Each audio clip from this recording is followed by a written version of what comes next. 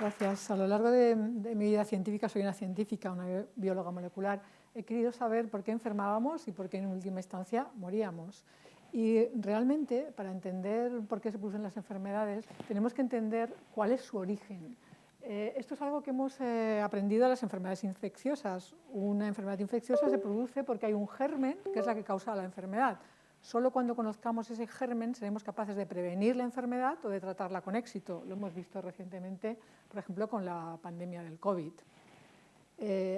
A mí me interesan, sin embargo, las enfermedades que no son las enfermedades transmisibles o infecciosas, sino que son las enfermedades que nos matan en los países desarrollados, las llamadas enfermedades asociadas al envejecimiento. Ahí su germen no es un virus o una bacteria, sino es este proceso de envejecimiento, que ahora veremos qué es el envejecimiento. En última instancia es la causa de las enfermedades y de la muerte. Aquí pongo una diapositiva a continuación donde podéis ver lo que digo, que este envejecimiento es realmente la causa de muchas de las enfermedades que nos matan. Ahí podéis ver la incidencia en hombres y mujeres de distintas patologías y ver cómo aumentan de una manera dramática pues a partir de los 40, 50 años. Esto nos quiere decir que hay un proceso biológico, que es el envejecimiento, que es el causante de estas enfermedades y solo vamos a ser capaces de prevenirlas o curarlas si entendemos este proceso a nivel molecular. Esto es una cuestión biológica muy interesante, pero también tiene un impacto socioeconómico muy importante, porque está ocurriendo en el mundo lo que se llama un envejecimiento demográfico. Esto quiere decir que porcentualmente cada vez hay más personas mayores. Por ejemplo, nuestro país va a ser uno de los países más envejecidos demográficamente del mundo en el año 2050, junto con Italia y con Japón. Y es que va a haber más de un tercio de la población de este país con más de 65 años, una edad a la cual la probabilidad de estas enfermedades aumenta muchísimo. ¿Qué va a hacer esto en la práctica? Pues va a hacer en la práctica que se dupliquen y hasta tripliquen el número de casos de distintas enfermedades de envejecimiento. Aquí pongo las proyecciones mundiales de Alzheimer, pero lo mismo en el caso del cáncer. El cáncer no solo no va a disminuir, sino que se van a duplicar, incluso triplicar los casos de cáncer debido a este envejecimiento demográfico. ¿Cuál es la visión de los científicos como yo? Pues como he dicho, que es que la única manera realmente de poder afrontar estos retos es realmente entender este origen de las enfermedades, que es entender el proceso de envejecimiento. El envejecimiento sería, para mí, la causa y las enfermedades serían simplemente la consecuencia de este proceso de envejecimiento. Tenemos, por lo tanto, que conocer estas causas. Estas causas, obviamente, tienen un componente genético, porque sabemos que distintas especies tienen distintos procesos de envejecimiento, pero también tienen un componente de hábitos de vida, incluso dentro de una misma especie, Homo sapiens sapiens, distintas personas envejecen a distintas velocidades y tienen más o menos riesgo de enfermedades. Independientemente de cuáles sean estos factores intrínsecos o extrínsecos, hay unos mecanismos moleculares que determinan nuestro envejecimiento, el envejecimiento de nuestra especie. Y si somos capaces de desvelarlo, seremos capaces, por una parte, de tener biomarcadores, que sería identificar a aquellas personas que van a tener estas enfermedades prematuramente. ¿Con eso qué podemos hacer? Prevenirlas mejor, desde luego, y también detectarlas a tiempo y poder curarlas antes de que sea demasiado tarde. Pero ¿qué podemos hacer también los científicos? Algo mucho más ambicioso. En teoría, tendríamos que ser capaces de retrasar el proceso de envejecimiento. Si realmente algo es importante para explicar por qué envejecemos, tendríamos que ser capaces de alargar el tiempo de vida libre de enfermedad, el tiempo de vida de juventud, alargar la vida de una especie, ¿no?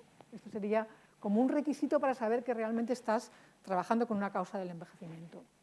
Y desde luego lo que podríamos hacer, y que es la prioridad, sería poder desarrollar tratamientos efectivos contra estas enfermedades, muchas de las cuales no tienen tratamientos. Hasta ahora la visión que ha habido sobre las enfermedades que no son las transmisibles es que vamos a estudiar cada enfermedad muy bien, porque así encontraremos curas, y no ha funcionado. Realmente, por mucho que se han estudiado estas enfermedades, no hay tratamientos efectivos contra el Alzheimer. Quizá en el caso del cáncer sea el ejemplo más avanzado, porque hemos ido a estudiar sus causas moleculares, pero no sabemos cómo recuperar un infarto de miocardio, ni cómo curar una enfermedad neurodegenerativa, etc. Y yo creo que es porque ha fallado la aproximación. La aproximación es que estas enfermedades tienen una causa, y solo si conocemos esa causa y la atajamos, seremos capaces de prevenirlas y de curarlas. Y esa causa, como he dicho antes, es el envejecimiento. A lo mejor algunas pensáis, pero esto es algo difícil, imposible de modular. Y la naturaleza nos dice que no es así. Nosotros no somos ni mucho menos la única especie sobre el planeta, ni somos los mejores tampoco en términos de envejecimiento. Dentro de los mamíferos, aquí estamos los humanos, hay mamíferos que viven más del doble que vivimos nosotros, como las ballenas, ¿no? Ya si nos vamos, salimos del reino, si salimos, perdón, de los mamíferos, pues hay ostras que viven más de 200 años. Dentro del mundo vegetal hay árboles que viven miles de años. Todo esto nos dice que no hay una ley física o química que determine la capacidad de una célula para duplicarse y tener 2 células hijas, que es la vida, en definitiva, sino que es algo que ha debido ajustar a la naturaleza, pues seguramente al tiempo que sobrevivíamos en la naturaleza, antes de que realmente pudiera haber tratamientos médicos, etc., ¿no? Un ejemplo muy llamativo es un tiburón, que es más grande que nosotros, es un vertebrado. Este tiburón puede llegar a vivir 420 años. Esto quiere decir que se puede encontrar un tiburón de estos que navegaba por los mares cuando se estaba terminando de dar la vuelta al mundo por Magallanes y Elcano. Esto nos está poniendo un poco en perspectiva de que no es ninguna locura intentar entender qué modula este proceso de envejecimiento para ser capaces de prevenir enfermedades y tratarlas de manera eficiente. ¿Qué sabemos ahora? Pues sabemos que hay unas causas moleculares que se han estudiado durante los últimos 20 años, diría yo, al máximo nivel. De hecho, en España hay una concentración muy alta de investigadores e investigadoras de muchísima calidad que han contribuido a entender por qué se produce este envejecimiento. Muchos y muchas no están en este país, pero bueno, esta es una revisión en la que contribuimos y que es una de las más citadas realmente de una revista muy importante en el mundo de la biología que se llama Cell, que se ha reeditado hace poco. Y bueno, yo trabajo en una de estas causas moleculares del envejecimiento, que es el acortamiento, la erosión de unas estructuras que protegen nuestro material genético que se llaman telómeros. Cuando estas estructuras se agotan, y esto ocurre porque la vida está diseñada de manera imperfecta y cada vez que se tiene que copiar la molécula de ADN, una copia para cada célula hija, justo la parte del final no se copia por completo. Es un diseño, digamos, deficiente de la vida, y esto hace, o no, a lo mejor es algo que es beneficioso, esto hace que cada vez que nuestras células se regeneran, los telómeros vayan siendo más cortos y envejezcamos y en última instancia muramos. Y los telómeros son una de estas causas primarias porque desatan otras causas del envejecimiento. Recientemente esto lo hemos completado con más causas del envejecimiento y eso es un poco el panorama actual de qué sabemos de por qué envejecemos y por qué se producen las enfermedades. Hay un antídoto en la naturaleza, ya os podéis imaginar, bueno, si los telómeros estos se van acortando, ¿cómo es que hay generaciones? ¿Cómo es que hay especies sobre la Tierra? ¿Cómo es que se mantiene la vida? Tendría que desaparecer en una generación y es porque hay un antídoto que se llama telomerasa. Es una enzima que se encontró en 1985 por 2 investigadoras, Carol Greider y Elizabeth Blackburn. Yo tuve la suerte de trabajar con las dos en Estados Unidos, que es capaz de hacer que cuando hay un nuevo individuo, el desarrollo embrionario, se reseten los telómeros y este nuevo individuo, cuando nace, la telomerasa se apaga y tiene que vivir su vida con estos telómeros. Depende de los hábitos de vida que tenga, esos telómeros se pueden acortar más rápido o más lento y depende de la especie también, el acortamiento de los telómeros es más rápido o más lento. Esto es una imagen de estos telómeros real, ahí podéis ver, y el símil que se ha hecho que es como el plástico al final del cordón de un zapato. Parece que porque el telómero está al final del ADN, parece que este plástico no vale para nada. De hecho, los telómeros no contienen genes, no contienen información genética, simplemente son unas secuencias repetidas que están ahí para sostener esta capacidad de multiplicación de nuestras células, ¿no? Y cuando se acortan demasiado, pues se deshilacha el cordón sería el ADN, la molécula de ADN, que es lo que sostiene la multiplicación celular, la regeneración de nuestros tejidos y nuestros órganos y el que estemos sanos, básicamente, ¿no? Entonces, cuando nacemos, esta telomerasa se silencia, los telómeros empiezan a cortar y en mi grupo y otros hemos demostrado que cuando son muy cortos esto produce la enfermedad. Sabemos que esto es limitante en la vida de nuestra especie porque si una persona nace con mutaciones en telomerasa va a desarrollar una serie de patologías degenerativas de manera prematura, es decir, tener un poco de telómeros más cortos de la cuenta cuando naces te va a generar una serie de patologías degenerativas que tienen que ver con esta incapacidad de los tejidos de regenerarse. Por ejemplo, cuando un tejido no se puede regenerar, cuando no hay regeneración, hay una cicatrización, es lo que se llama la fibrosis. Esto pasa en un infarto, pasa en el pulmón, pasa en el riñón, pasa en muchísimos tejidos. Y esta longitud telomérica es un biomarcador de esta velocidad de envejecimiento que se está intentando validar para distintas patologías. Esto no solo ocurre en nuestras contribuciones, fueron realmente demostrar esto. Cuando empezó este campo, allá por los años 80, como digo, hicimos un ratón que tenía telómeros más cortos, entonces envejecía más. Si se los hacíamos que fueran más largos, envejecía menos. Es decir, estos telómeros son importantes para el envejecimiento, ¿no? Y no solo ocurre esto en humanos y en ratones, es algo que ocurre en muchas especies en la naturaleza. En mi grupo encontramos una especie de ley, quizá ley es demasiado, pero una regla universal, una fórmula matemática que podía explicar la longevidad. Encontramos que la velocidad de acortamiento de los telómeros de cada especie se podía ajustar a una función matemática que se llama ley potencial y podíamos averiguar la longevidad de una especie simplemente sabiendo la velocidad de acortamiento. Esta velocidad de acortamiento de los telómeros ha podido ser seleccionada por la evolución para distintas especies dependiendo el interés o las capacidades de esa especie de sobrevivir en la naturaleza. Por ejemplo, hay muchas aves que por el simple hecho de volar ya tienen unas capacidades de mantener sus telómeros muchísimo mejores que las de muchos mamíferos. Por ejemplo, un flamenco tiene una longevidad parecida a un elefante y vive muchísimo más que un ratón. Un ratón y un elefante son los dos mamíferos, son muy parecidos genéticamente, pero en cambio, más importante que la genética es esta velocidad de acortamiento de los telómeros, y un flamenco pues puede llegar a vivir tanto como un elefante, aunque sea mucho más distante evolutivamente.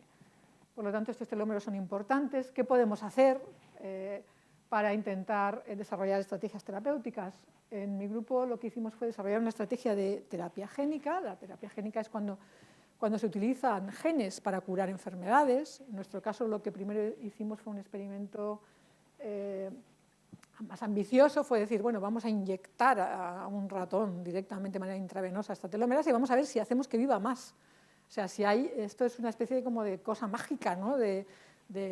Vamos a ver si hacemos que viva más simplemente poniéndole la telomerasa. Y esto lo hicimos y fue así, fuimos capaces de alargar la vida media y máxima de los ratones, y lo que hacíamos era realmente retrasar todas las patologías del envejecimiento. Es decir, esto es suficiente para alargar la vida en un mamífero, el poner más telomerasa. Obviamente no lo estamos utilizando esto en humanos ahora. El objetivo no es vamos a inyectar nuestros telomerasa y vamos a vivir no se sabe cuánto más, sino vamos a intentar ver si esta estrategia sirve para curar enfermedades incurables de momento, enfermedades que no hemos sido capaces de curar porque no hemos sido capaces de volver a conferir a los tejidos esa capacidad de regeneración.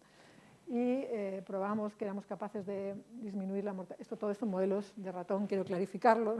Esto es investigación todavía fundamental. En el caso de infarto a miocardio funcionaba, de anemia plástica, que es una de las enfermedades también asociadas a telómeros cortos, en fibrosis pulmonar, renal. Esto es lo que estamos haciendo actualmente en mi grupo. Y voy a poner un ejemplo de cómo pasamos de esta investigación fundamental, es decir, desde el inicio de mi carrera, donde contribuí a aislar un gen de la telomerasa y demostrar que esto mantenía los telómeros, etcétera, a posibles aplicaciones. Y en concreto la aplicación en la que estamos centrados es en fibrosis pulmonar. Fibrosis pulmonar es cuando las células del pulmón, de nuestros pulmones, no son capaces de regenerar el daño, y lo que ocurre, como siempre ocurre en cualquier tejido, cuando no es capaz de regenerar el daño, se produce una cicatriz. Eso se llama fibrosis. Y sabíamos por una serie de casos familiares de fibrosis que los telómeros estaban en este origen de la fibrosis pulmonar, porque personas que tenían mutaciones en telomerasa y nacían con telómeros más cortos tenían más riesgo de fibrosis pulmonar. Entonces esto nos ha llevado realmente a utilizar, primero a demostrar que realmente los telómeros cortos causan fibrosis, y esto lo hicimos con modelos animales, con modelos de ratón, y después nos ha llevado a desarrollar una estrategia terapéutica, hacer vectores terapéuticos basados en esta activación de la telomerasa, es decir, sería reintroducción de la telomerasa. En este caso sería la telomerasa humana, ¿no? Sería para tratar a pacientes con fibrosis pulmonar y ser capaces pues, realmente de curar una enfermedad degenerativa.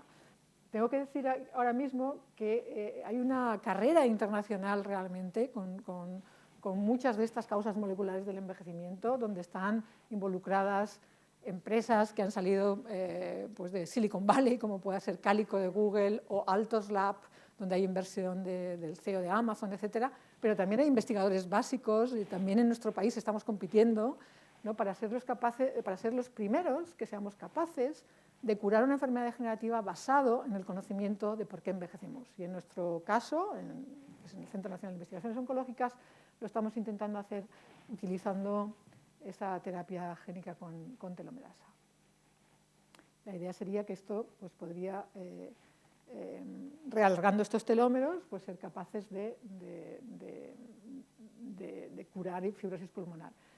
Para ello se ha generado una compañía spin-off del CENIO que se llama Telomere Therapeutics, que está invertida por un fondo de capital riesgo y que llevará esto a los pacientes, ¿no? En algún día esperemos que no muy tarde.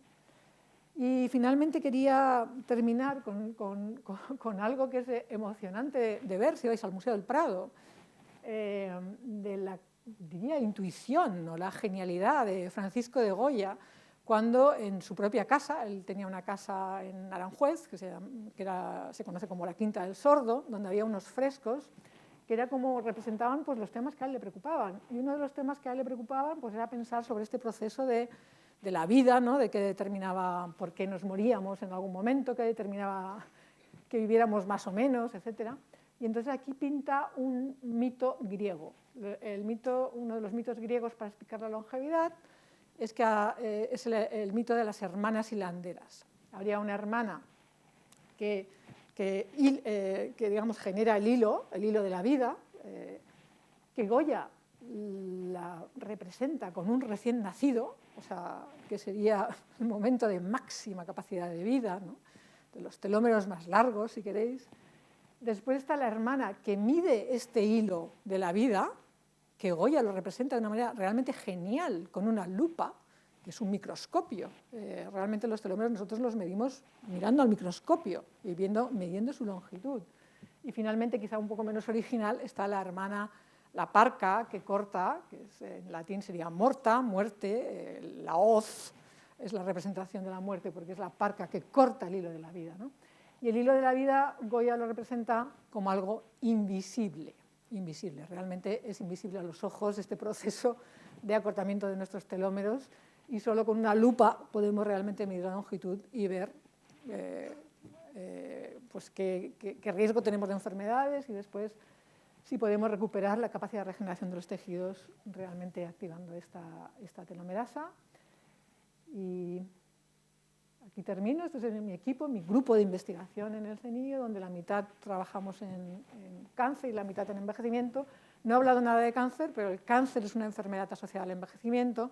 Igualmente, si queremos entender el cáncer, si queremos prevenirlo, tenemos que entender el proceso del envejecimiento. De hecho, cuando generamos ratones con telómeros más largos, están más protegidos del cáncer, porque estamos enlenteciendo su origen. El mayor factor de riesgo para desarrollar cualquier tipo de cáncer es cumplir años, es el proceso de envejecimiento. Por lo tanto, es muy importante entenderlo eso también. Y termino aquí. Muchas gracias.